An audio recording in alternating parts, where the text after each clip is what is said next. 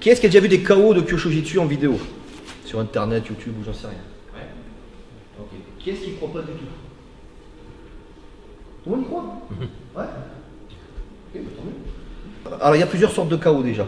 Il y a le KO léger, par exemple, bon on verra tout à l'heure, je ne vais pas le faire maintenant, c'est encore frais. Le KO léger c'est quoi?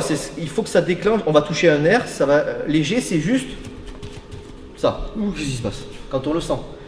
Comment on vérifie si la personne ne fait pas exprès pour jouer le jeu ou quoi? C'est bon, je l'ai senti. Regardez les yeux. Il y a deux choses, on appelle la myosis ou la midriase. C'est quoi? C'est soit les pupilles, on ne peut pas tricher. Si on a touché le nerf, la pupille va être soit rétractée, soit dilatée. Comme l'effet de la drogue. Hein, la même chose. Toi, t'es bien parti, toi, déjà. Je déconne. Donc voilà. Des fois, on tape à côté, l'autre fait semblant d'eux pour plaire au partenaire. Tu regardes les yeux, tu vois un peu. Un KO léger, ça ne va pas non plus faire ça. Mais à force, vous allez voir qu'à la fin du stage, vous aurez une toute petite pupille, hein, vous verrez. Hein. Mais après, on va se restaurer, vous inquiétez pas. Enfin, quand je dis restaurer, c'est pas manger. Il y en a qui disent on va se réanimer, mais bon, tu as l'impression d'être aux urgences. Allez, allez, on choque le gars. Mais on va se rétablir l'énergie, parce que je ne vais pas vous laisser partir, vous verrez, hein, au bout de 6 heures, peut-être comme ça, hein, d'accord. Oui, donc ça va du KO léger, juste avec une opportunité quand la personne le sent, toujours pareil.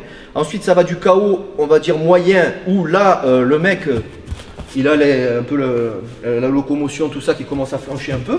Il faut quand même y aller, hein, un petit peu. Et ensuite, il y a les KO lourds où la personne va tomber et va être inconsciente. Ça, je ne le pratique pas. Je ne le fais pas. Trop risqué. Parce qu'après, tout le monde peut tartiner quelqu'un. Par contre, pour le ramener du pays des morts, entre guillemets, c'est autre chose. Hein, parce qu'il ne faut pas déconner sur ça. Il y en a plein qui s'amusent à ça. Hein. Après, il y a des cumuls. Pour faire un KO, normalement, un gros KO, il faut appuyer plusieurs points en même temps. Alors, vous imaginez, hein, tiens, saisis-moi. Il faut appuyer le 1, numéro 1, numéro 2, numéro 3. Ça marche très bien. La personne va tomber, peut-être qu'elle va se... Voilà.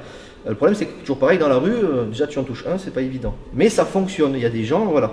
Et des fois, dans les compétitions, ou à la boxe, hein, à la boxe, alors c'est un peu différent. La boxe, c'est des gros KO lourds, hein, quand il y a des KO. C'est vraiment des KO où le cerveau bouge dans la boîte crânienne. Ça, par contre, c'est vachement violent. Hein. Les Kyosho, c'est violent aussi, ça peut être violent, ça peut être dangereux, mais c'est quand même moins traumatisant pour le cerveau que les gros KO où le cerveau il bouge. Quoi, hein. Là, disons, c'est extinction des feux. Alors, donc je vous ai dit, il faut appuyer sur certains méridiens, ça fait des cycles de destruction, des cycles de création, des trucs très bizarres. Moi je suis parti dans cette étude-là pour comprendre un peu qu'est-ce que j'enseigne. Pour l'instant ça ne nous intéresse pas trop aujourd'hui. Donc l'idée c'est de taper, par exemple si j'ai 3 points, de taper 20% sur le premier, 50% sur le deuxième et 100% sur le troisième. Donc vous imaginez bien que ça ne fait pas du bien, mais ça surcharge au niveau énergie le corps. Et après, extinction des feux parce que le cerveau ne peut plus supporter.